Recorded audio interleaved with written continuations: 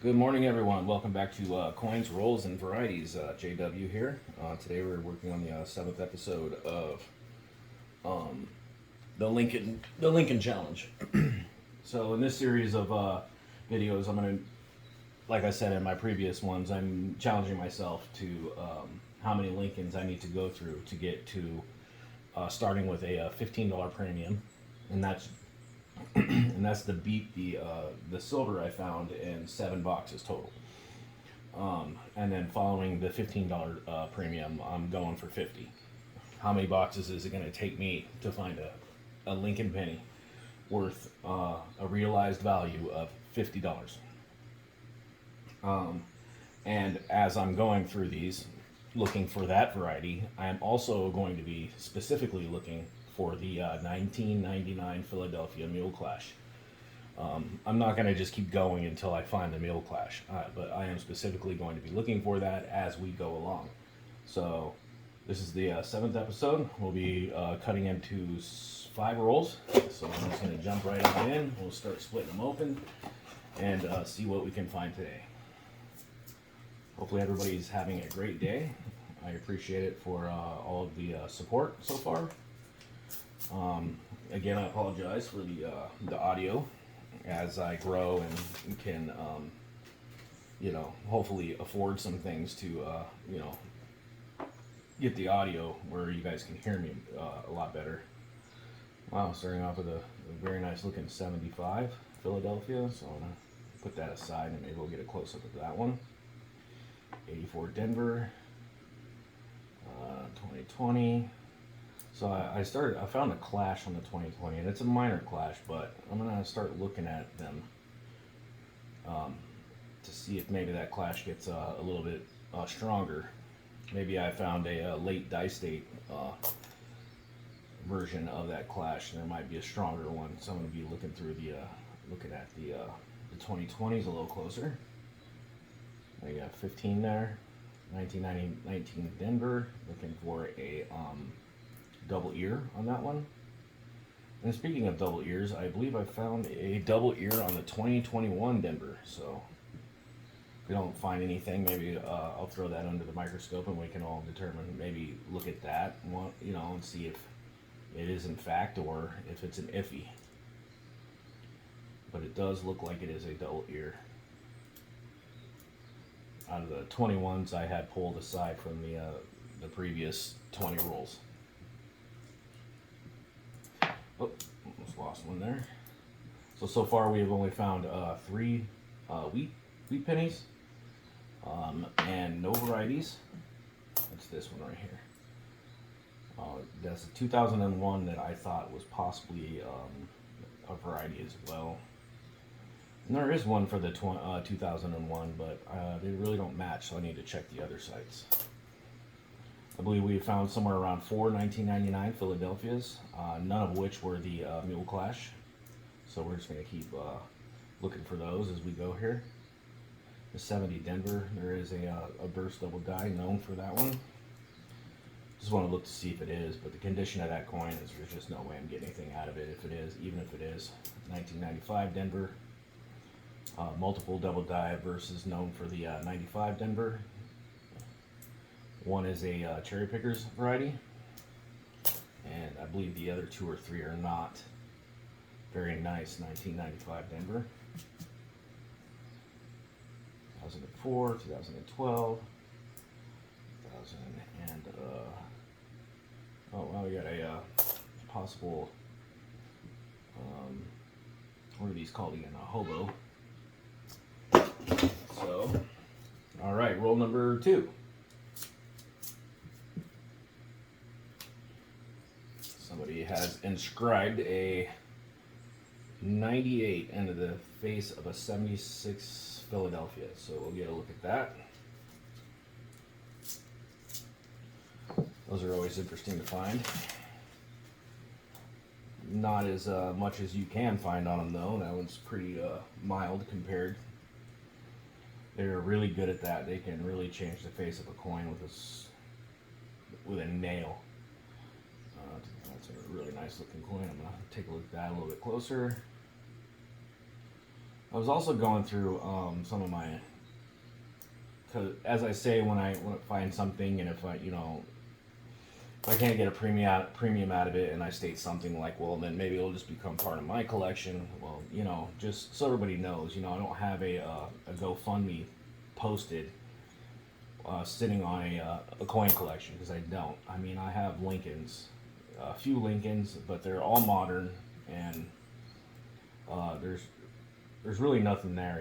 It's just stuff that I can change back to 50 cents or hang on to. But I'm not, all this stuff in front of me, it's all empty. It's just props. It used to be full, but it is not anymore. So I just want everybody to know that I don't have a GoFundMe posted and then I'm sitting on a coin collection. So whatever variety I find while doing this, and when I list it on eBay, it'll be the one and only, what I have. You know what I mean? That becomes the beginning again. This is how I started, and this is how I'm starting again. Square zero. So I just want everybody to know that. Alright, 2006. Yeah, I would never put a GoFundMe up sitting on a large coin collection that all I would have to do is liquidate. I've already done that. It's all liquidated. And if you guys did catch that video to where I did get a screenshot of my my eBay page, the war nickel, it was that you see where it shows how many listed sales that I had, I've had. I found that war nickel coin roll hunting, and it is the 42, the 42 over what was it? What is that thing? The 43 over 2. That's what it was. Yep, I found that in a bank box when I first started out. The Mercury dime on above my handle is JW Coin 615. I also found that coin. That was a MS62 1942 over 1 Denver. Now, guys would have me go through their collections and look for varieties and stuff. A lot of these guys collect coins, but a lot of them, they really don't, look for varieties within their collection. They have all these coins, and they're hanging on to them for numismatic value or whatever. And I used to get hired to sift through collectors' collections and look for varieties within what they have. And that was one of the biggest finds. Was a 1942 over 1 Denver MS62 Mercury dime, and it was just rolling around in the bottom of a box that belonged to a gentleman that had me doing that for him. And then if you look at my profile picture now for YouTube, that in fact is of a 1972 Philadelphia FS104 that I also found going through these boxes. That is an MS64 red brown. And I've found a whole lot more, but I really wish I would have kept more photos of some of the things that I found going through individuals' collections or just hunting on my own. But those are just 3 examples of some of the great finds that I've come across. Or, the larger ones, the more valuable, more modern varieties. So, yeah. Yeah, and that war nickel variety, I don't think I bought a box. I think before I started buying boxes, I would just go to the bank and just buy, whatever I could afford, $20 or $30 worth of, rolls. I'd get 3 or 4 rolls of nickels and roll of quarters, and then maybe a roll of dimes, and then I'd go home and go through them, and that's where I found that one. It was unbelievable. I remember this was years ago, probably 7 or 8 years ago now. And I remember seeing that it looked different to me, and but I didn't even know there was that 43/2 variety.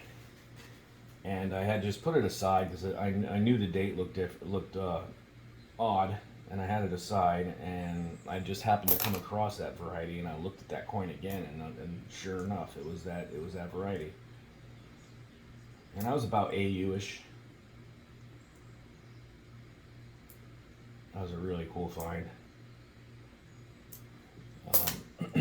And I had that 72-104 for a very long time as well. I remember I pulled that one out just because it was a 72. It was in good shape. It was a Philadelphia. I remember thinking that the devices on the obverse looked different, but I was only using a magnifying glass, I think, at that time. That was before I even got a loop.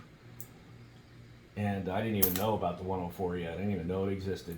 And I remember seeing about it, and I remembered having that 72. And there's 10 varieties, nine cherry pickers varieties for the 72 Philadelphia, and then a whole mess of minor varieties. I remember seeing the value on some of them, especially that 104, and I thought, oh man, I wonder if that 72 was that 104. So I dug it out. Took me a while to find it, because I wasn't as organized as I am now then. And I looked at that thing, and sure enough, it was the 104. Matched the die markers up on the reverse. And I sold that coin, and it was sent in, and it was graded MS64, red brown. Top pop, 1 of 3 at the time. Might even still be 1 of 3.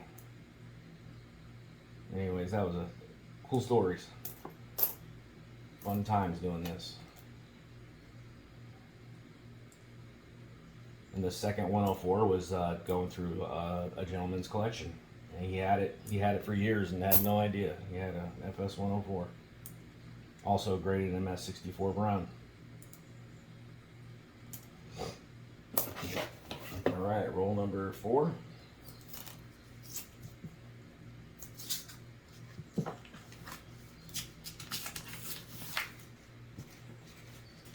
So far we have quite a few to look at closer.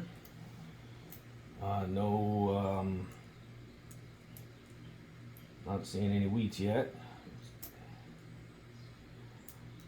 Like I said, generally it's around between 10 and 20 wheats per box, but this one, I don't know if we're going to get there on this one. I'd be surprised if we do. Okay, well that's an 80, so I have to look for the double ear on that one. 94, really beat up. 70 Denver, looking for a double diverse. That one looks a little better.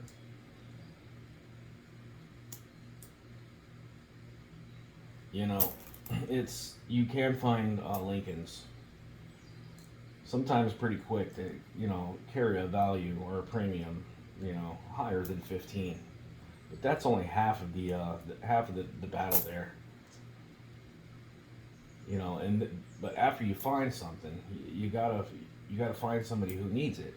Not everybody needs all the varieties, so that's where you run into a little bit of a roadblock, and that's why I'm going to be very picky about what I find in here, because even if I find a variety, I want that variety to, I want there to be quality behind that variety. So even if I do find something in these stacks or this box that's, nice, if it's not up to par with what I think I should be listing or asking for it, I wouldn't even put it up, not for some time anyways. And a 99 Philadelphia, so we're gonna be looking at that for the Mule Clash. Fingers crossed we can knock everything out of the park right now with just that one coin. That's a 1, Got quite a few 89s and 83s and 84s in there to look at, so you don't want to be passing up those mid 80s.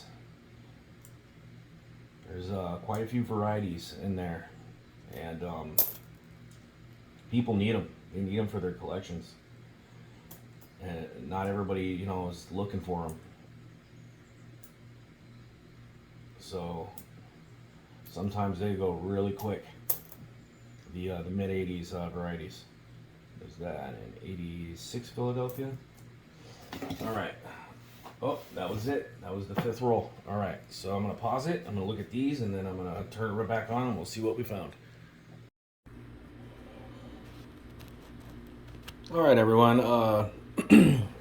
Didn't find anything right off the bat here as far as varieties goes that I can say without, you know, with certainty that it is or it isn't. I am pulling some of them aside so I can, you know, go through them again a little bit closer towards the end of the box here, and then I can look for dye markers and whatnot. And if it turns out to be something, then I'll put it in the microscope and I'll share it together.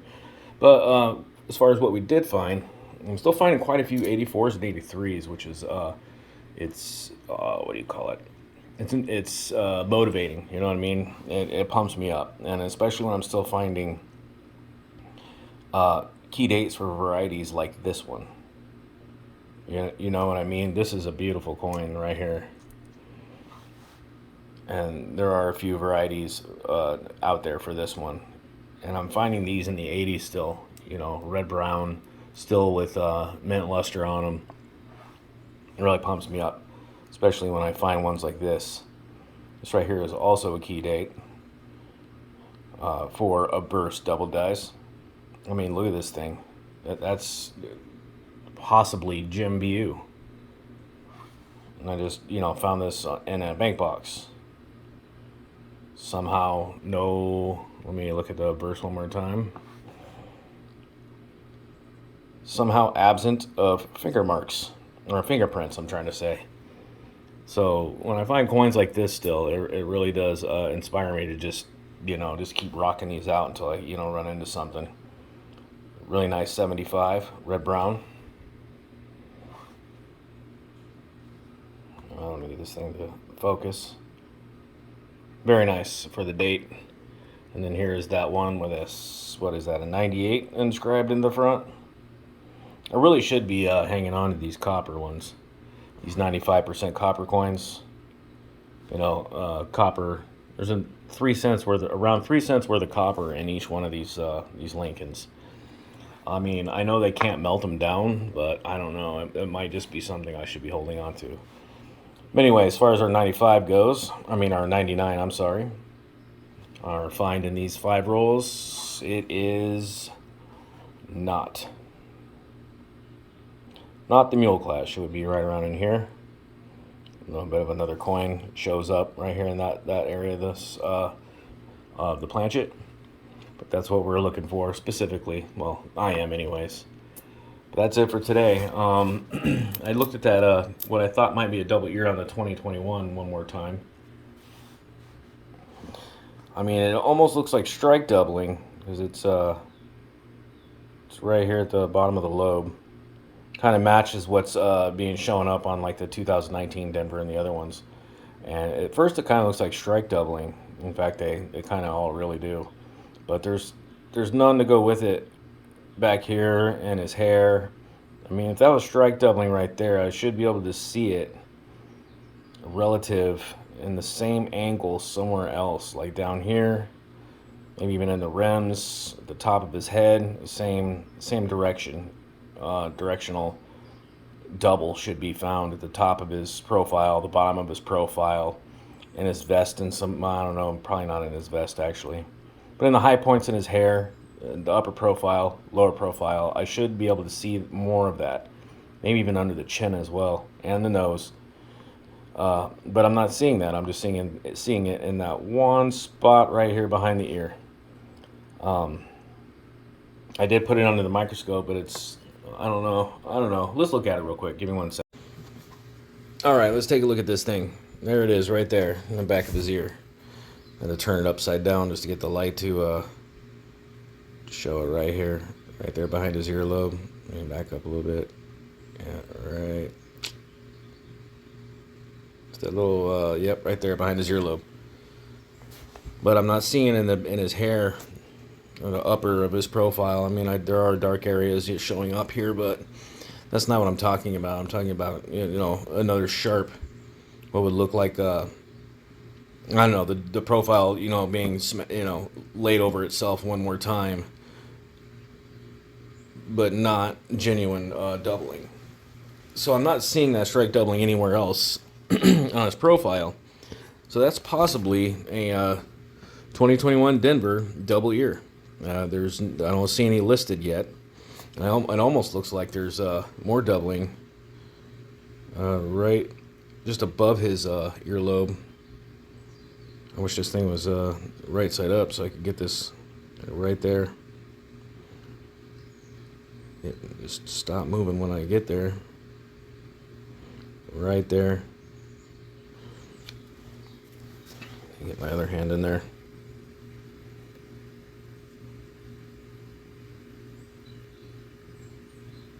Right there. Looks like there's more doubling right there possibly. So I'm going to look at this a little bit closer.